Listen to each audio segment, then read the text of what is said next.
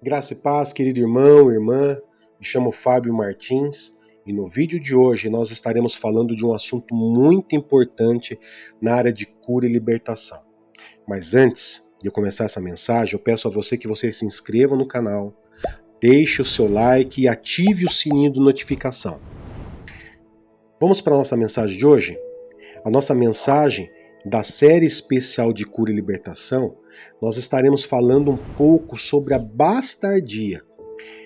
Esse assunto, por si só, ele já daria uma série inteira, amados, pois é muito ampla, cheia de características, detalhes e consequências, que muitas vezes muitos não conhecem e é um tema muito pouco falado hoje em dia. Porém, iremos nos ater apenas em pontos mais corriqueiros e comuns na vida de uma pessoa bastarda. Porque, como a gente deixa claro, ela é uma série. Aqui nós estamos falando de uma série especial informativa.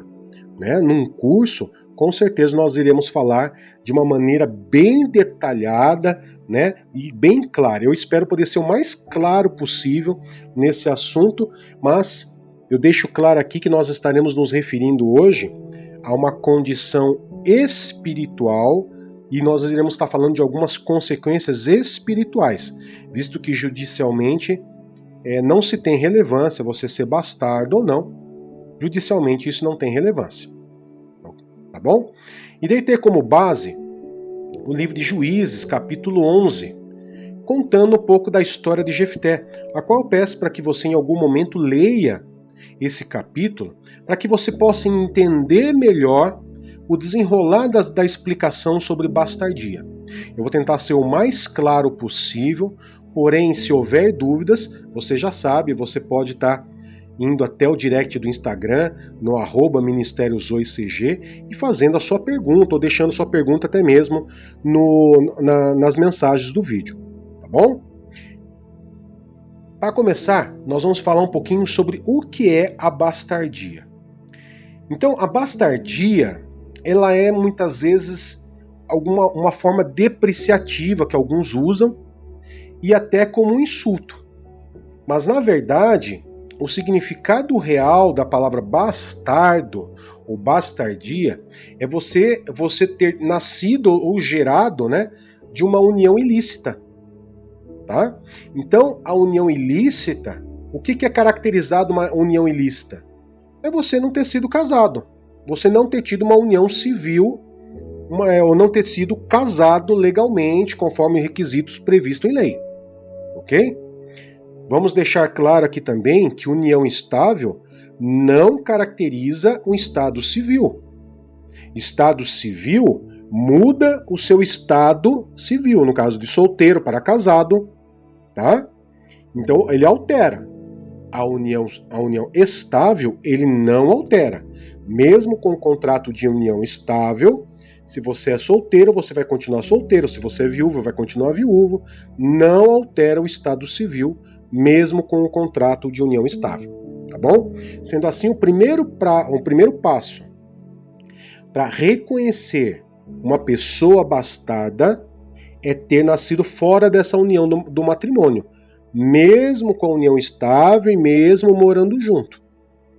Outro ponto é que no momento em que a sua mãe ou que você, irmã que está me ouvindo agora, engravidou do seu filho, tenha engravidado, que você engravidou e que não estava casada no momento, mas mesmo durante a gestação eu casei, tal. Mas o que importa é o momento em que você engravidou. Se você não era casada ou casado, você gerou um filho em bastardia. E isso vai trazer consequências, conforme nós vamos estar vendo aqui em diante. No livro de Juízes, no capítulo 11, vai nos falar especialmente da história de Jefté. E no versículo 1 diz assim: Jefté, o gileadita, era um guerreiro valente. Sua mãe era uma prostituta, seu pai foi Gileade.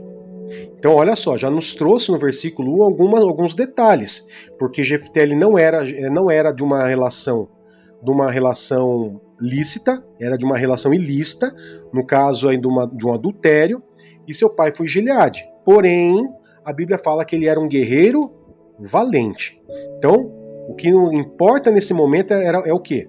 Identificar que Jefté era filho bastardo.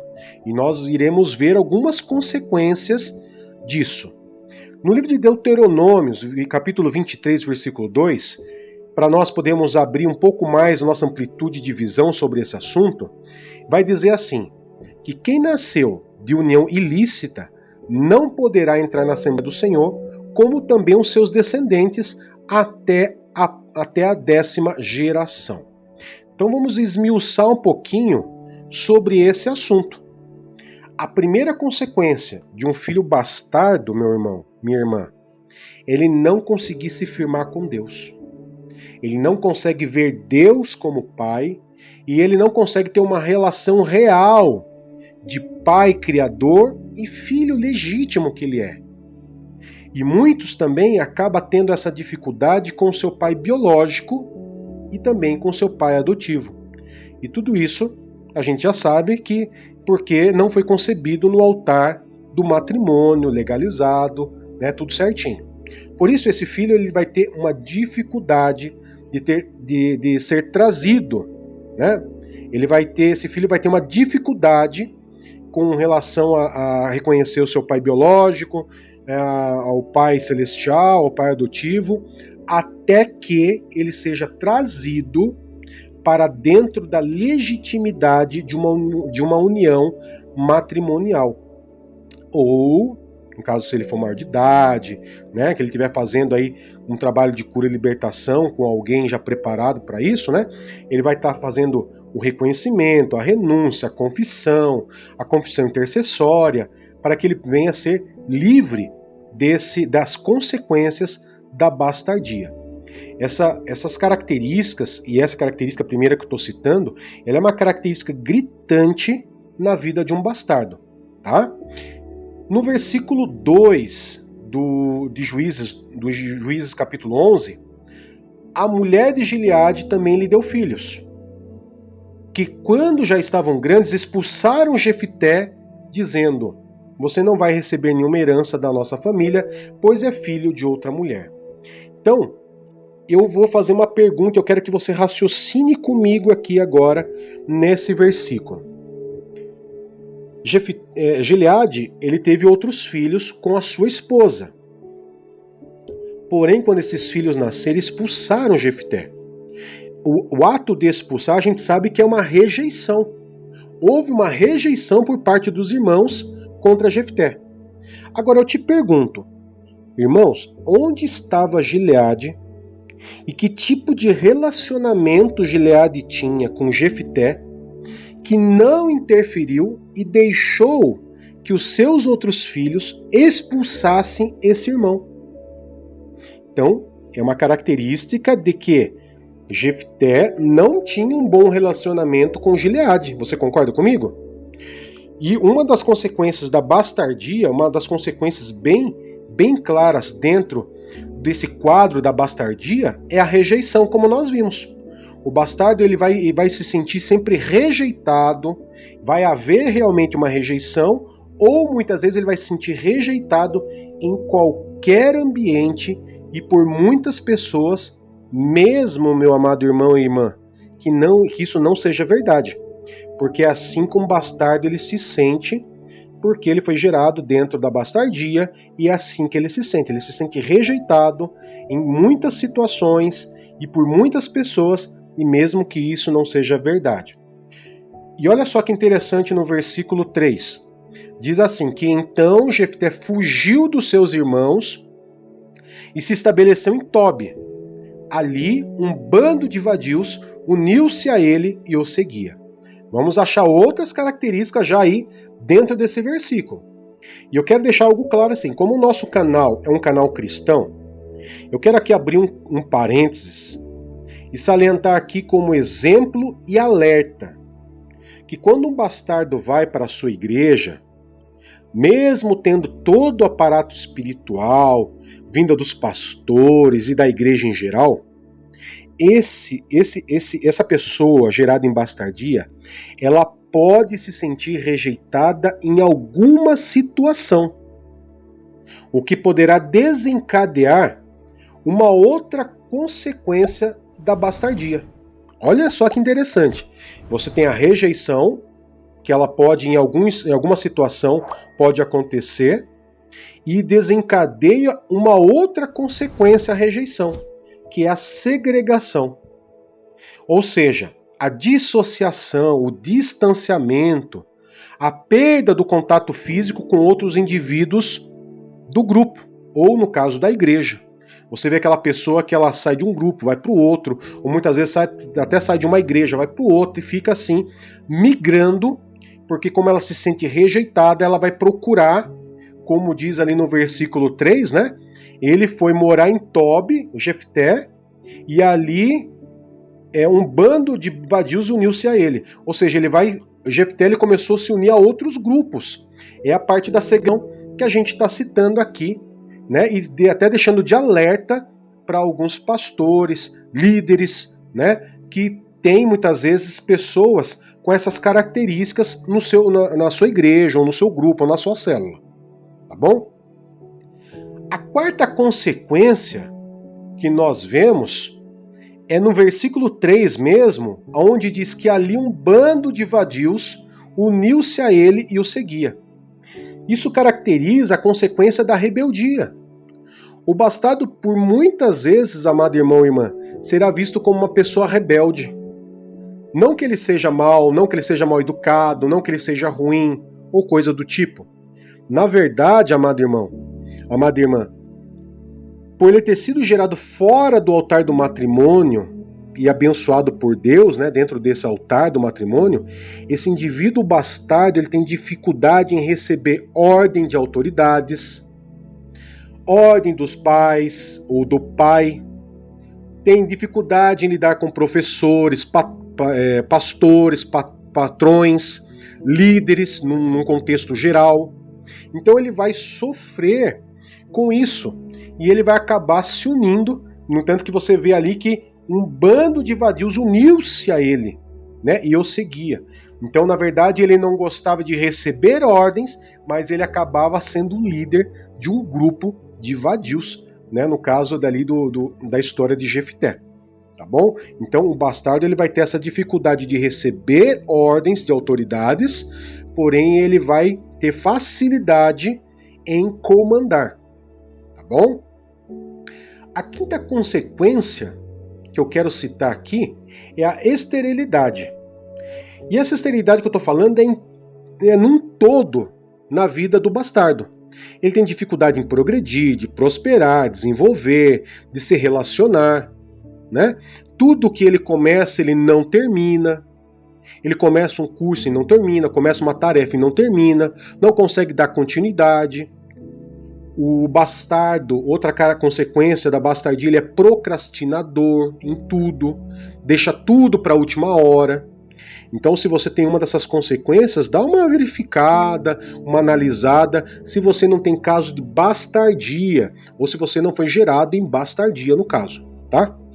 Outras consequências sérias, que eu considero muito séria, gerada na bastardia, é o sentimento de inferioridade, o sentimento de abandono e o sentimento de orfandade.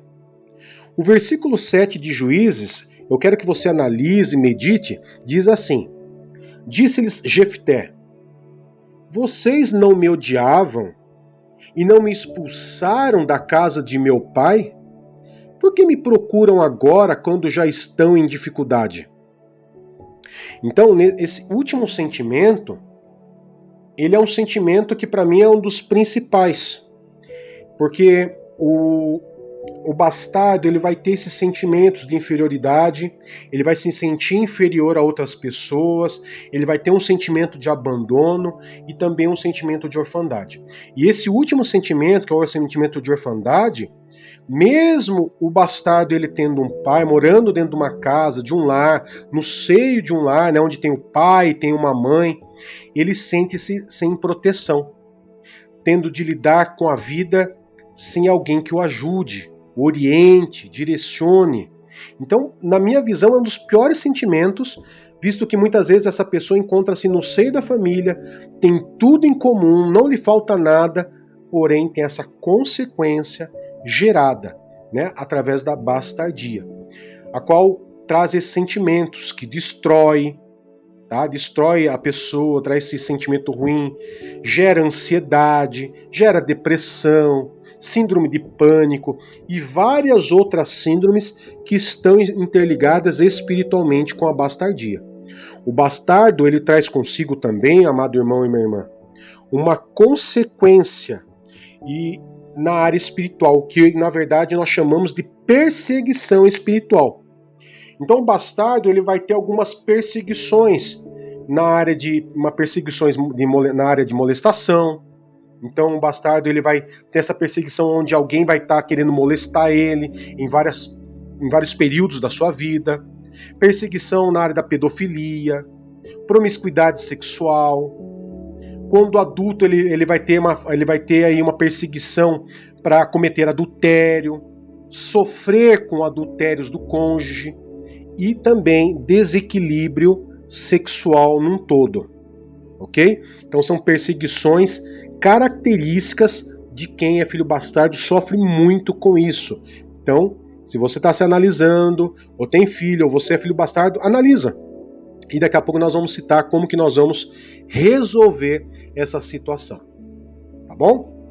Esses casos são causados porque o bastardo sofre da perseguição espiritual, como nós já falamos, e ela se repete em vários momentos da sua vida, em várias fases da sua vida, devido a influências demoníacas.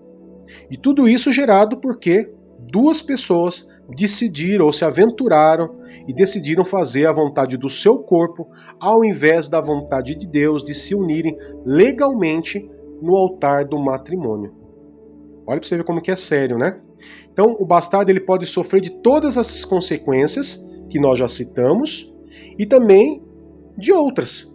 Ou pode ter apenas uma consequência. Então eu vou repetir, o bastardo, ele pode ter sofrer todas essas consequências da bastardia, além de outras, né?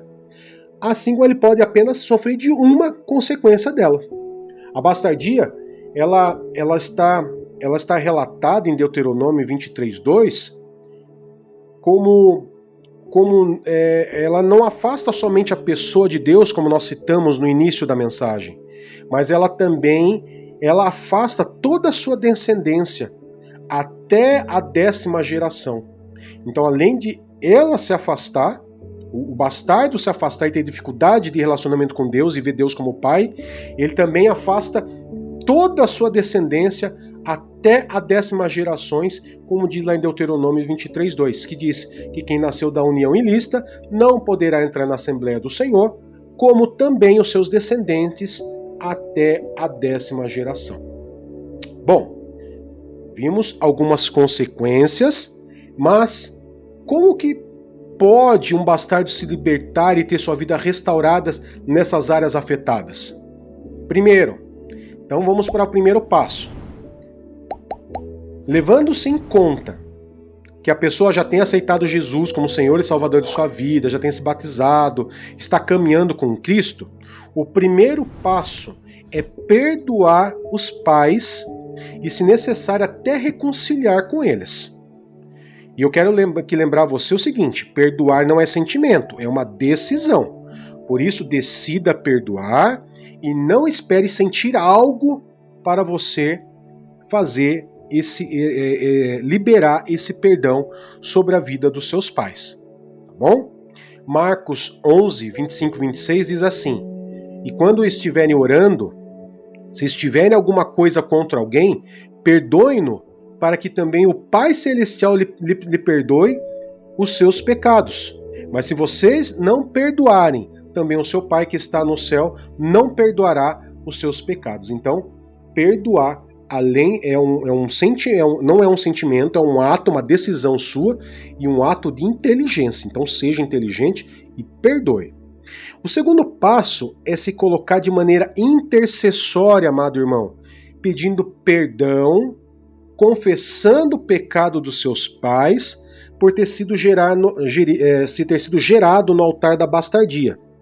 E se foi gerado por meio de estupro, ou se foi tentado abortar na gestação, você vai ter que fazer esse pedido de perdão, confessando, pedindo perdão pelos seus pais, sabe? Eu entendo que não é fácil muitas vezes, principalmente no caso aí de ter sido gerado por meio de estupro, mas se faz necessário espremer essa ferida através do perdão e da confissão intercessória para que haja cura. Isso, amado irmão e irmã, não isenta eles da culpa, mas isenta você de continuar, ou isenta, no caso, o bastardo, de continuar sofrendo essas consequências da bastardia. Então, você faz isso por você, o bastardo ele faz isso por ele mesmo, e não pelos outros, não pelo pai, não pela mãe, faz isso por ele mesmo, para que ele deixe de sofrer essas consequências da bastardia. No livro de Daniel, capítulo 9, vai nos dar uma grande ideia, porque vai nos dizer que Daniel, através da palavra de Deus, que ele percebeu o porquê o seu povo estava sendo cativo em Babilônia. Com isso, ele reconheceu e confessou os pecados dos seus antepassados e dos seus pais. Então, uma das partes lá, do Daniel, capítulo 9, versículo 2 a 6, ela diz assim, eu quero ler junto com você. No primeiro ano do seu reinado, eu, Daniel, compreendi pelas Escrituras, conforme a palavra do Senhor dada ao profeta Jeremias, que a desolação de Jerusalém iria durar 70 anos. Por isso me voltei para o Senhor Deus, com orações e súplicas, em jejum, em pano de saco e coberto de cinza. Orei ao Senhor, ao meu Deus, e, ó Senhor, Deus grande e temível, que mantém a sua aliança de amor com todos aqueles que o amam e obedecem aos seus mandamentos. Nós temos pecado e somos culpados, temos sido ímpios e rebeldes, e nos afastamos dos teus mandamentos e das tuas leis. Não demos ouvidos aos teus servos, os profetas, que falaram em teu nome aos nossos reis, aos nossos líderes e aos nossos antepassados e a todo o povo desta terra.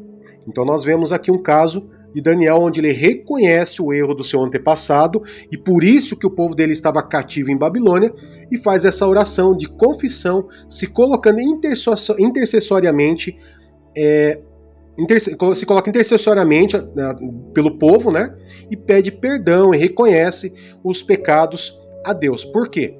Porque ele não estava isentando o povo, mas ele estava isentando ele de passar por aquela situação de cativeiro em Babilônia.